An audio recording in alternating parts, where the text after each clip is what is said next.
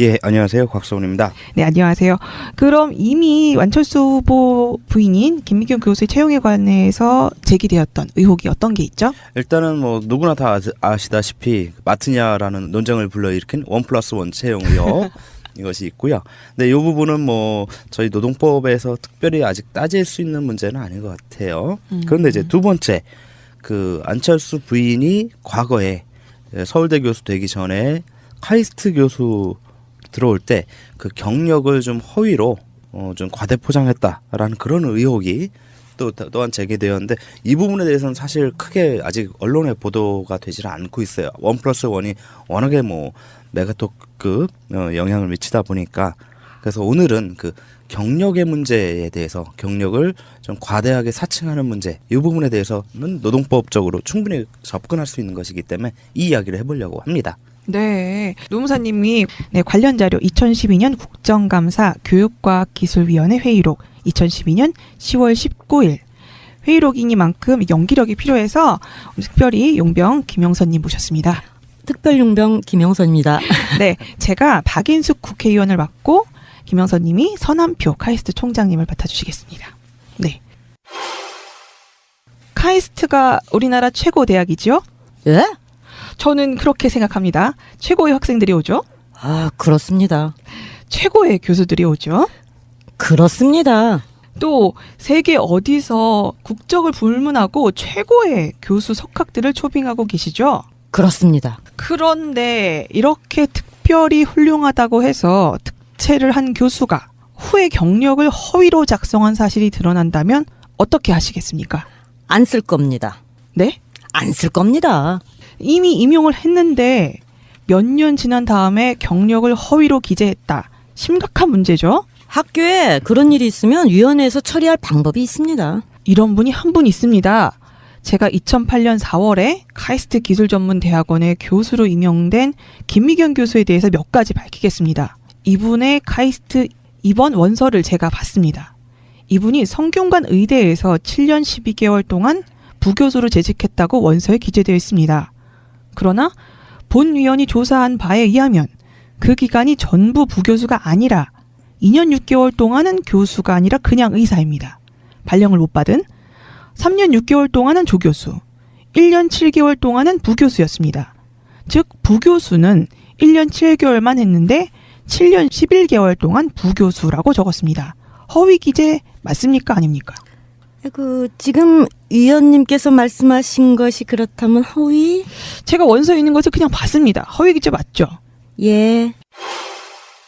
네, 바로 이런 기록이 남아 있습니다. 예, 그 국회 회의록을 대독해 주신 두 분께 감사드리고요.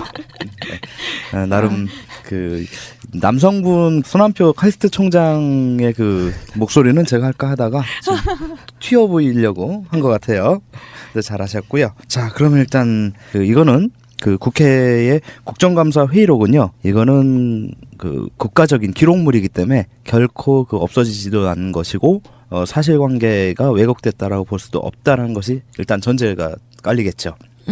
그렇기 때문에 방금 이 국회 국정감사 회의록은 진실이라는 그 전제하에 이제 팩트 체크를 하겠습니다. 그렇다면 지금 일단 1+1 문제도 있고, 또 얼마 전에 엊그제 터졌죠? 카이스트 10개월 있는 동안에 강의 한 번 안 했다라는 이야기도 있는데, 그 부분 이전에 노동법에서 가장 직접적으로 문제가 되는 것이 김미경 교수가 카이스트에 들어갈 때 이력서에다가 자신의 경력을 썼는데, 거기에 94년부터 2002년까지 성균관대 의대 부교수라고 써놨는데, 국정감사 회의록에 의하면 실제 부교수 기간은 1년 7개월이에요. 근데 7년 11개월 동안을 부교수로 일했다라고 봉직했다라고 썼다는 것은 경력 사칭이 될 수 있을 것 같습니다. 그래서 이 경력 사칭에 대해서는 노동법에서는 징계 해고가 가능합니다. 아하. 예, 이것은 그 제4회 공인노무사 시험에도 나왔던 부분인데요.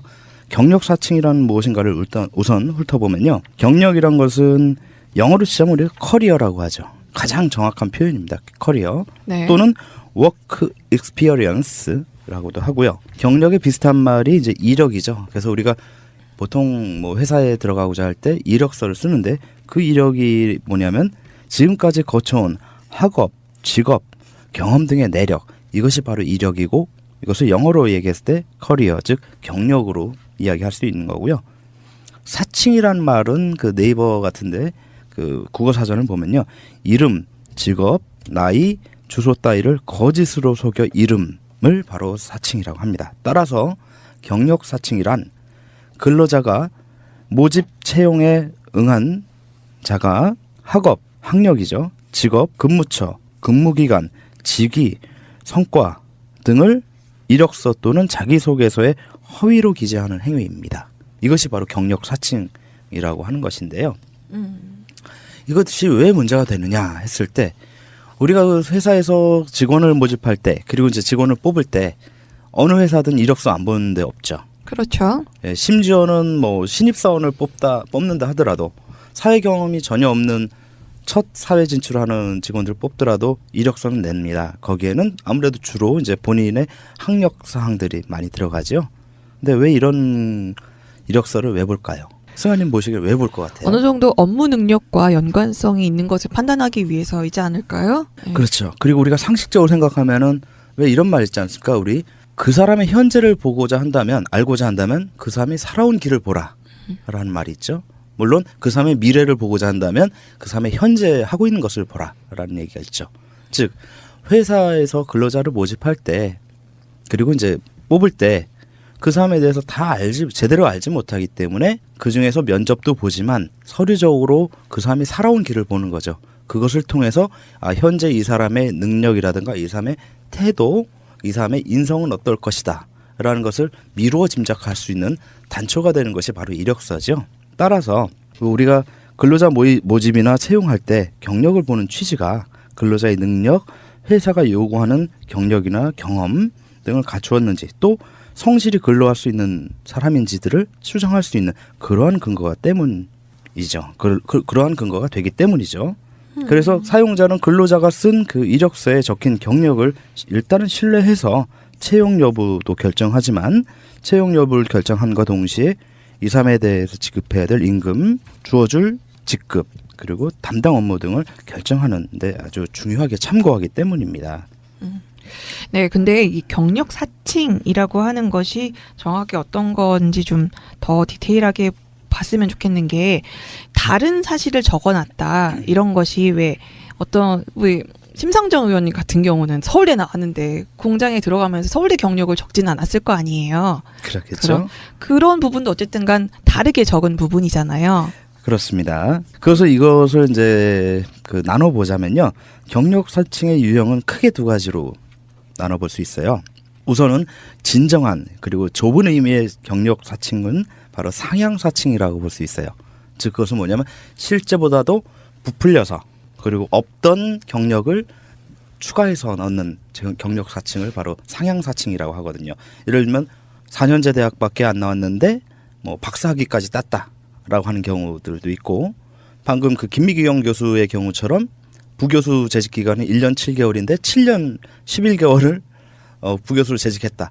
이렇게 사실이라도 그것을 확대하거나 없는 사실을 넣어서 하는 것, 이것이 상향사칭이라고 합니다. 근데 이런 상향사칭의 경우는요, 중대한 부분을, 특히나 그 업무 능력을 판단하는 데 있어서 중대한 부분을 허위로 주장하는 것입니다. 따라서 사용자가 업무 능력을 판단하는 데 있어서 큰 해를 끼치고요. 또한 근로자의 진정성과도 또한 연관이 있습니다. 따라서 이런 경우에는 사용자가 이 근로자를 채용하느냐 마느냐 자체에 중대한 영향을 미칠 수 있는 허위 진술, 쉽게 말하면 사기친 거라고 볼 수 있는 거죠.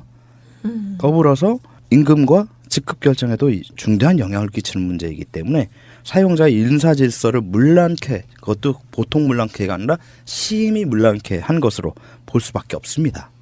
따라서 이 경우에는 이미 채용된 이후라도 경력 사칭을 한 것이 드러날 경우에는 징계 해고의 사유가 된다. 이것이 대법원의 판례입니다. 가장 가까운 2016년 작년이죠. 10월 27일 대법 2015-5170 판결에 의하면 국책연구기관에 채용된 부연구원을 채용 당시 제출한 박사학위 논문의 표절을 이유로 해고한 것은 정당하다라는 대법원 판결까지 있습니다.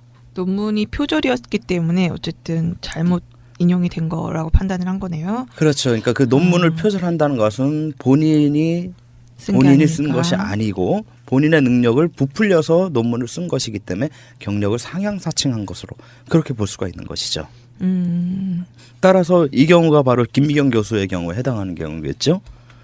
1년 7개월밖에 부교수가 아니고 나머지는 조교수였는데 7년 11개월이라고 부풀려서 했기 때문에 이게 상향사칭이고 상향사칭의 경우는 특별한 경우 예외적인 상황이 아니면 징계해고가 대상이 되는 것이죠.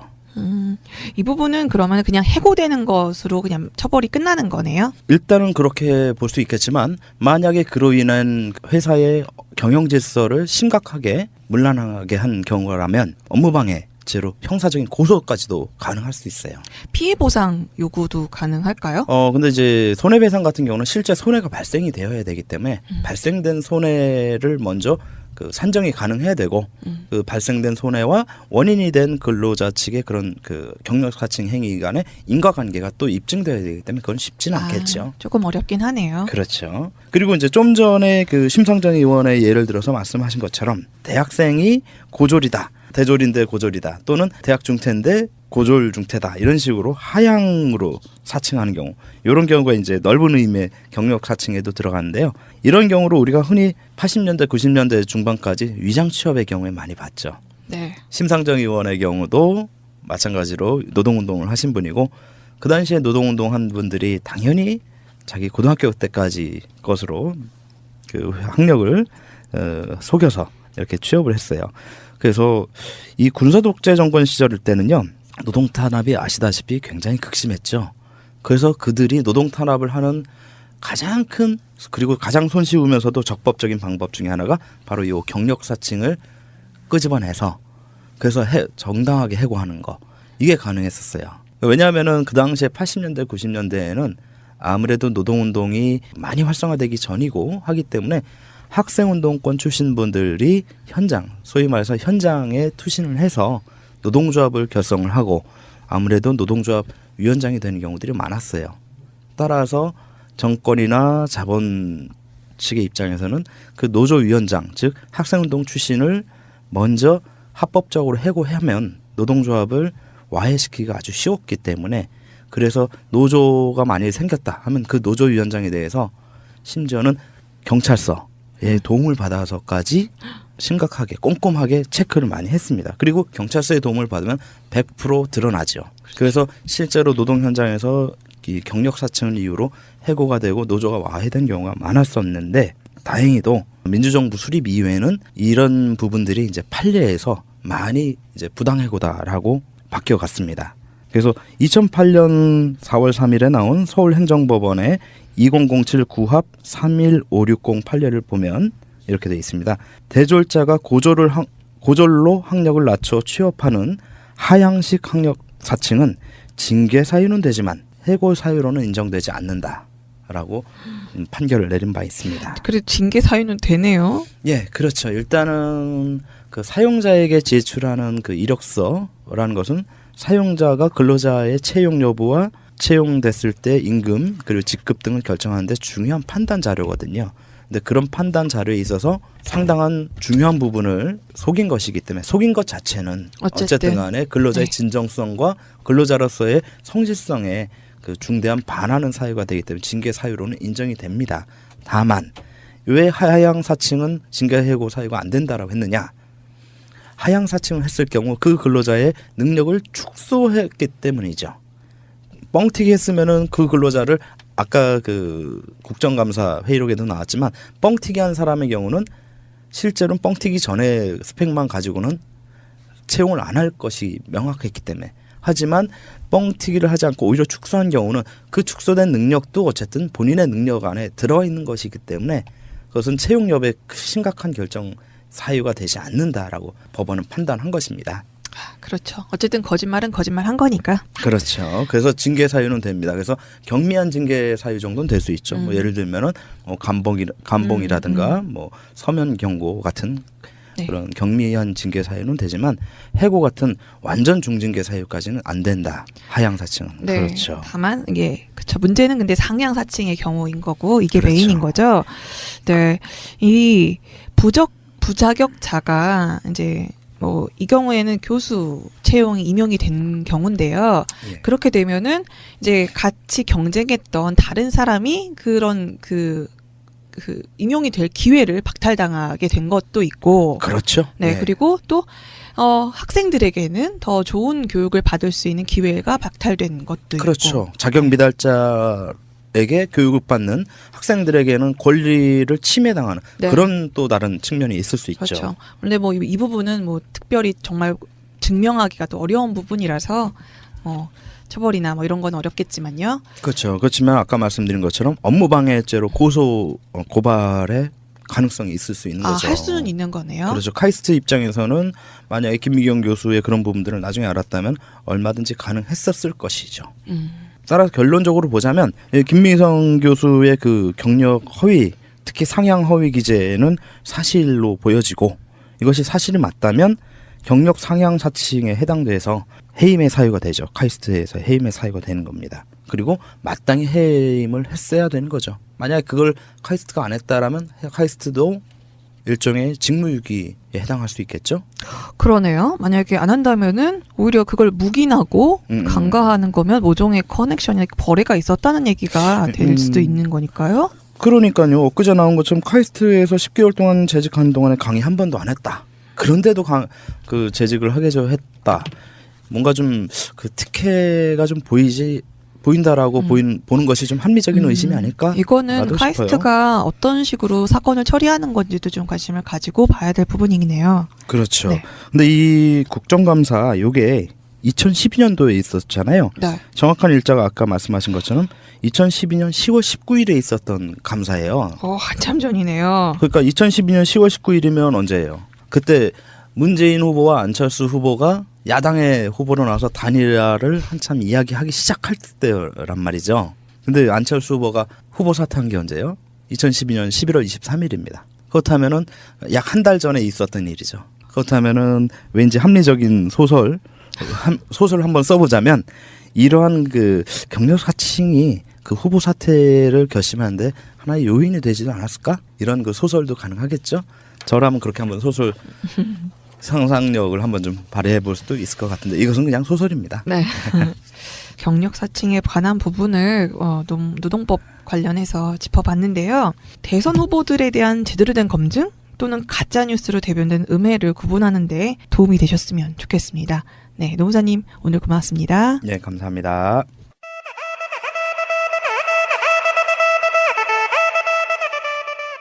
세계 인권선언 제24조에는 이렇게 쓰여 있습니다. 모든 인간은 합리적인 노동시간의 제한과 정기적인 유급 휴가를 포함한 휴식과 여가의 권리를 갖는다.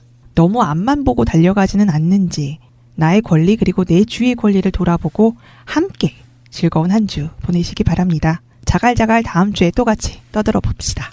안녕. 새가 날아든다 팟빵 1, 2 채널 유튜브 새가 날아든다 구독하기를 꼭 눌러주세요. 구독하기를 하시면 정말 새가 날아갈 수 있는 힘을 주시는 겁니다. 구독하기는 공짜입니다.